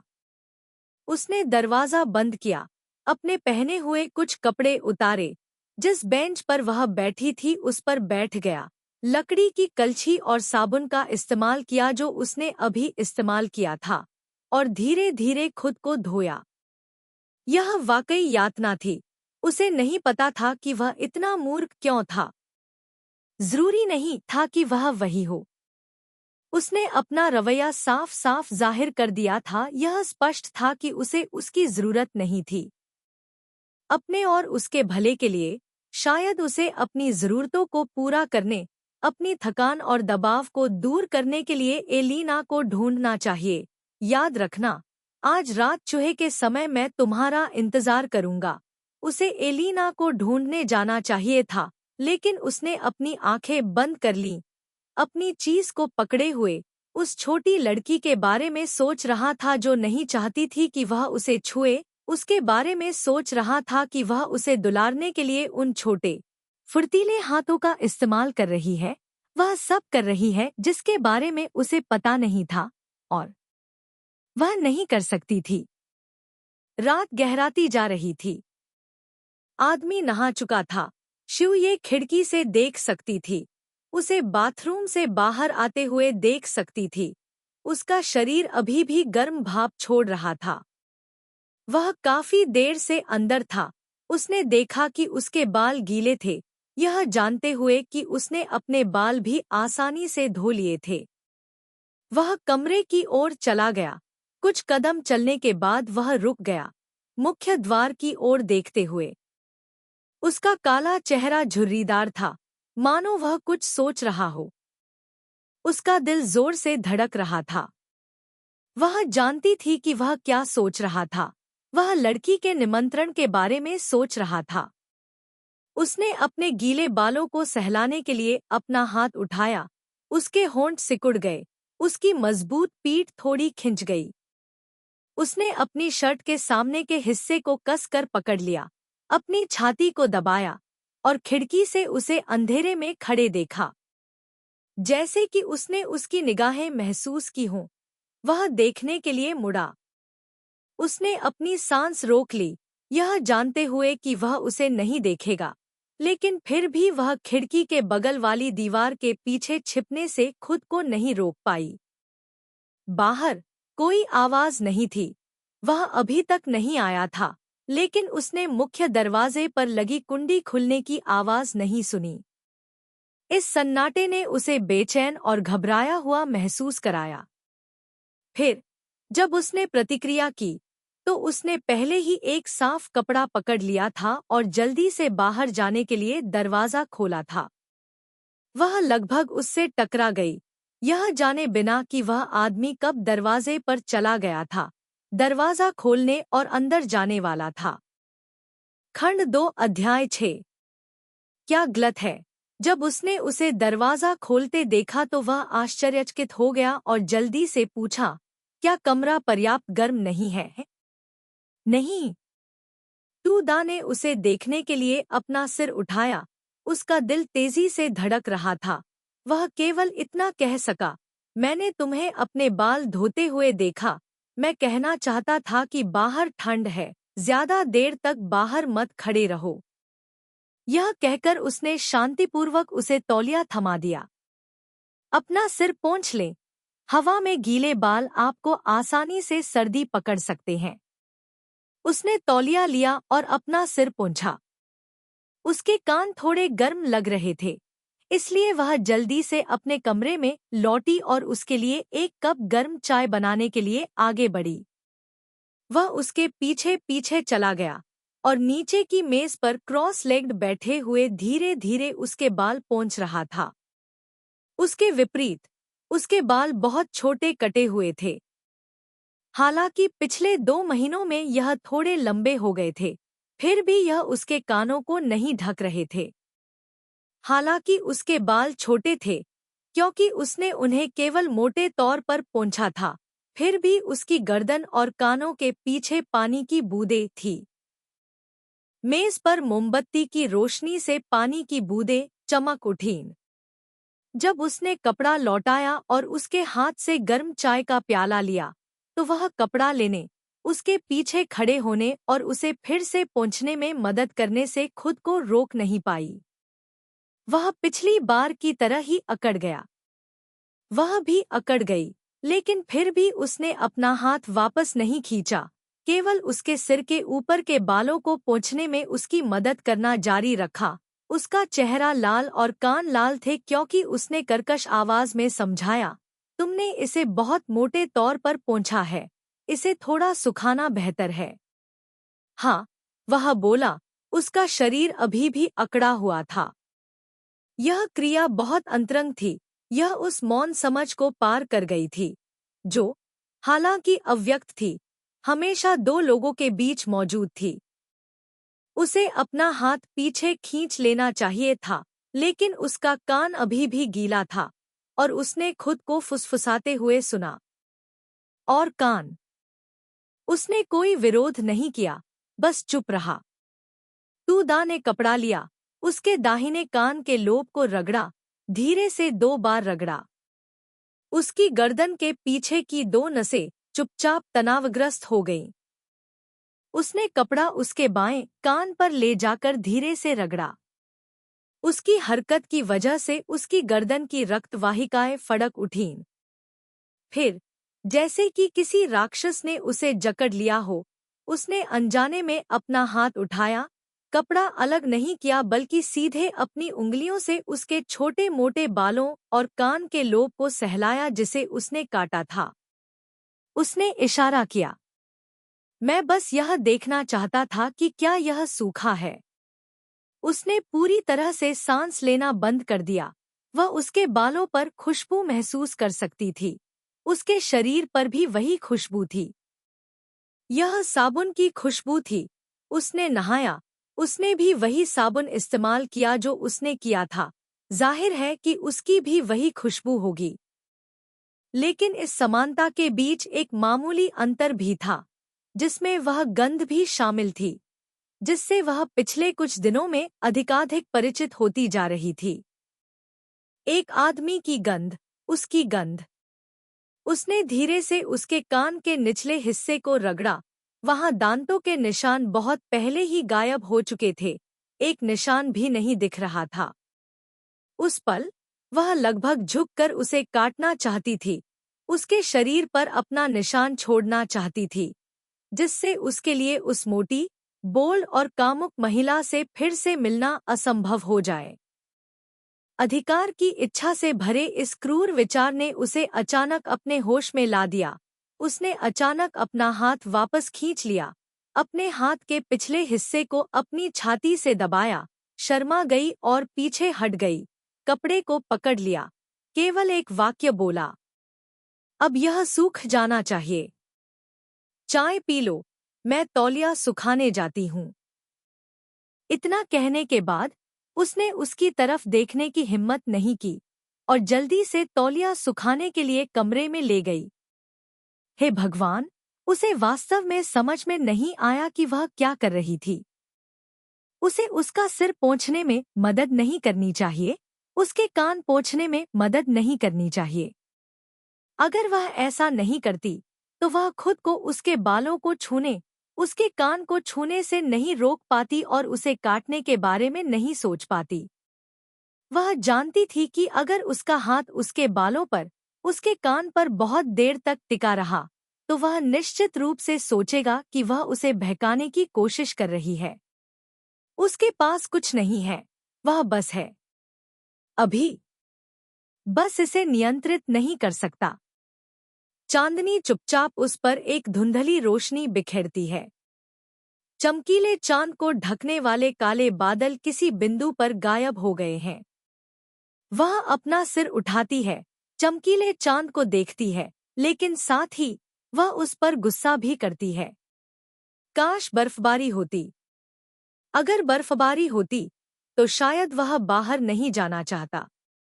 लेकिन चांदनी अभी भी उतनी ही साफ थी जितनी पहले थी। छत की टाइलों पर चांदी की रोशनी की परत छाई हुई थी। उसे उस महिला की तलाश में जाने की जरूरत नहीं थी, वह पहले से ही अंदर था, है न? या शायद वह सिर्फ यह बताने आया था कि वह थोड़ी देर के लिए बाहर जाना चाहता है।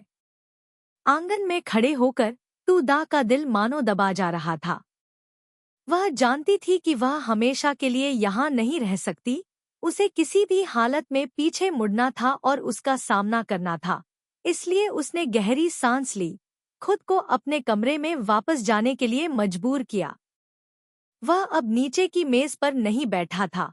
उसने देखा कि उसने महसूस किया कि उसने कालीन बिछा दिया है और अपने बिस्तर पर आराम से बैठ गया है। उस पल में उसे नहीं पता था कि क्यों, लेकिन उसे अचानक अपने दिल में आराम की भावना महसूस हुई जो उसके सिर में घुस गई, जिससे उसका शरीर थोड़ा कांपने लगा। वह जाना नहीं चाहता था, जाने का इरादा नहीं था। या क्या वह बस उसके सो जाने का इंतजार करना चाहता था? वह नहीं जानती थी। उसे ऐसा लग रहा था कि वह पागल हो रही है। वह वास्तव में उसके पास जाकर उसका हाथ खींचना चाहती थी, उसे हिलाकर जगाना चाहती थी और उससे साफ साफ पूछना चाहती थी। लेकिन वह इतनी बेशर्म नहीं थी। उसे इस बात की परवाह करने का क्या अधिकार था कि वह किसके साथ मिलीभगत कर रहा है? उसे किसको चूमने का अधिकार किसने दिया? आप किसकी खिड़की से चढ़ना चाहते हैं? किसका बिस्तर? वह उसके लिए कुछ भी नहीं थी और वह उसकी पत्नी से भी कम थी। तूदा आगे बढ़ा, मोमबत्ती बुझाई, फिर मिट्टी के बिस्तर पर लेट गया, अपनी पीठ उसकी ओर कर ली और फर के गलीचे को अपने कानों तक खींच लिया। अगर वह जाना चाहता था तो वह उसका सामना नहीं करना चाहती थी, उसे सुनना नहीं चाहती थी। रात गहराती जा रही थी। उसने खुद को सोने के लिए मजबूर किया, लेकिन वह सो नहीं पाई। इससे पहले कि उसकी आंखों में वह महिला की छवि दिखाई देती जो उसे दीवार के खिलाफ दबाती है, उसे चूमती है। वह छोटा हाथ उसकी छाती को सहलाता है। जब वह उसके पैरों तक जाता है तो उसकी आंखें अंधेरी हो जाती हैं। उसने अपने कान ढक लिए, लेकिन वह अभी भी उस विदेशी लड़की की भारी सांसें और उत्तेजक आमंत्रण सुन सकती थी। उसने धीरे से अपनी आंखें बंद कर लीं, लेकिन फिर भी वह देख सकती थी कि महिला उसके करीब कैसे झुकी। उसका लिंग ऊपर नीचे खिसक रहा था, उत्तेजना के कारण हाँफ रहा था। वह जानती थी कि यह इच्छा थी। वह जानती थी कि वह उस महिला को चाहता था। लेकिन सबसे दर्दनाक बात यह थी कि उसे एहसास हुआ कि वह उसकी बाहों में लेटी हुई उसे चूमने के लिए अपना सिर उठाना चाहती थी, जिससे वह खुद को नियंत्रित करने में असमर्थ हो जाए। वह चाहती थी कि वह उस लड़की की तरह बोल्ड हो सके, चाहती थी कि उसका भी वही खूबसूरत भरा हुआ शरीर हो, चाहती थी कि वह भी आसानी से उसकी इच्छा को जगा सके, जिससे वह अपने हाथों का इस्तेमाल करके उसे अपनी कमर को कसकर पकड़े और जाने न दे। वह अभी भी बिना हिले डुले बिस्तर पर लेटी थी, समय बीतने दे रही थी। आज की रात इतनी लंबी थी, ऐसा लग रहा था कि यह कभी खत्म ही नहीं होगी। जैसे ही उसने उम्मीद पर भरोसा करना शुरू किया, लगभग यह सोचते हुए कि वह नहीं जाएगा, उसने कपड़ों के रगड़ने की आवाज सुनी। वह उठ बैठा। तूदा ने सांस लेना बंद कर दिया, आंसू बहने लगे। बस ऐसा महसूस हो रहा था कि उसका दिल दबाया जा रहा है। वह अभी भी जाना चाहता था, उस महिला को ढूंढना, उसके लाल होठों को चूमना, उसे अपनी गर्दन से लिपटने देना, अपनी छाती को सहलाना। एक छोटी सी आवाज फिर से गूंजी, बहुत धीमी सी। वह कोई शोर न करने के लिए सावधान था, लेकिन क्योंकि कमरा पुराना था, लकड़ी का फर्श अब मजबूत नहीं था। उसके हर कदम से चरमराहट की आवाज आ रही थी। उसका दिल उसकी छाती पर पागलों की तरह धड़क रहा था, और उसकी आंखों के सामने उसकी और बिस्तर पर लेटी उस औरत की छवि भर गई थी, जो उस मुलायम, भरे हुए शरीर को सहला रही थी, जो पसीने से लथपथ था, उसके चारों ओर लिपटा हुआ था। वह नफरत भरी औरत नंगी होकर उसके मजबूत शरीर से चिपकी हुई थी, करा रही थी और हाँफ रही थी। नहीं, वह ऐसा नहीं चाहती थी। वह नहीं चाहती थी कि वह जाए। वह नहीं चाहती थी कि वह जाए। वह नहीं चाहती थी कि वह उस औरत के साथ रहे। वह नहीं चाहती थी कि वह किसी औरत के साथ रहे। वह तुम्हारा है। यह तुम्हारा है। वह नीचे नहीं आई। शायद यह अच्छी बात थी कि वह नीचे नहीं आई। उसने नहीं सोचा था कि अगर वह उसे दुलारती रही, तो वह उसे छूने से खुद को रोक पाएगा। वह उसके बाल सुखाने में उसकी मदद कैसे कर सकती थी? उसके कानों को इस तरह कैसे सहला सकती थी? क्या उसने सोचा था कि वह परेशान नहीं होगा? उसने स्वयं से कहा कि ऐसा इसलिए हुआ क्योंकि वह समझ नहीं पाई। उसे लगा कि वह समझ गई है। वह जानता था कि वह एक कुलीन परिवार की युवती थी, दक्षिण की युवती थी। वह यह नहीं समझती थी कि जब पुरुष और महिलाएं एक साथ होते हैं, तो वे क्या करते हैं। वह यह नहीं समझती कि सिर्फ इस तरह से छूने, इस तरह से सहलाने से वह कठोर हो सकता है। उसे पलटकर उसे अपने नीचे दबाने की इच्छा हो सकती है, जिससे वह उसे स्वीकार करने के लिए मजबूर हो सकती है। सिर्फ एक संक्षिप्त, अनजाने स्पर्श ने उसने बाथरूम में उसके पिछले दबाव को पूरी तरह से बेकार कर दिया था।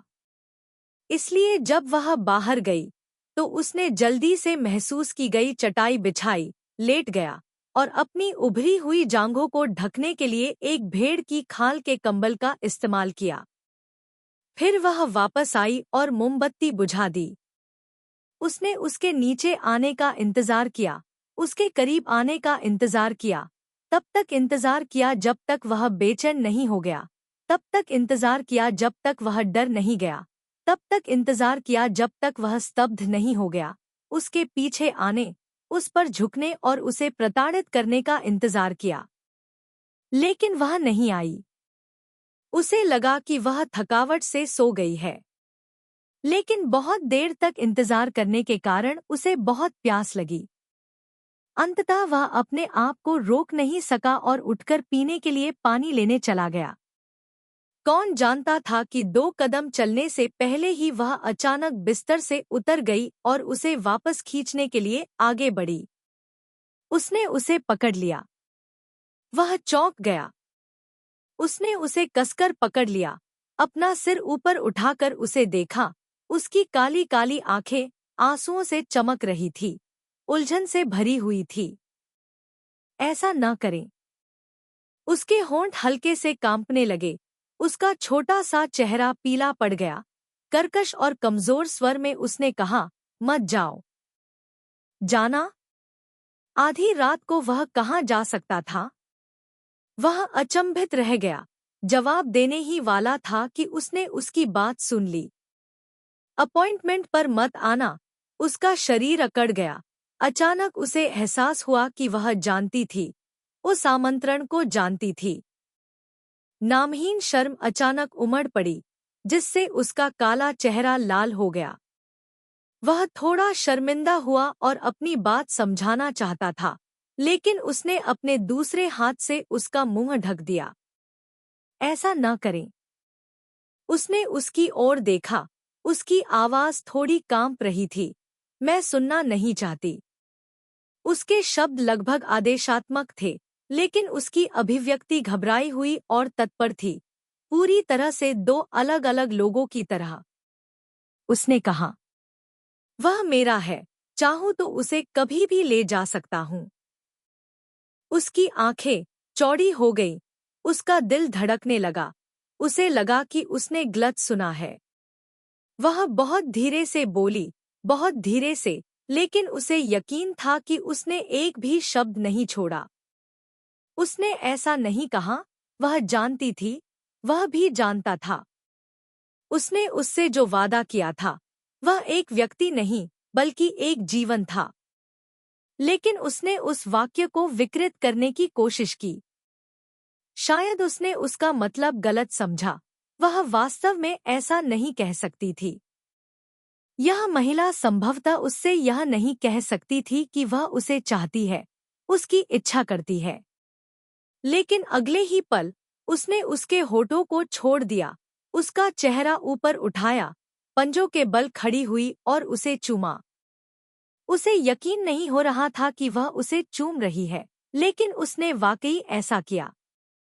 उसकी हरकतें थोड़ी अनाड़ी थीं, शर्मीलेपन के साथ, आत्मविश्वास के बिना, लेकिन उसने उसके होठों को चूमा, अपनी जीभ, अपने गीले होठों का इस्तेमाल करते हुए, चाटते हुए और चूमते हुए, उसके होठों को रगड़ते हुए।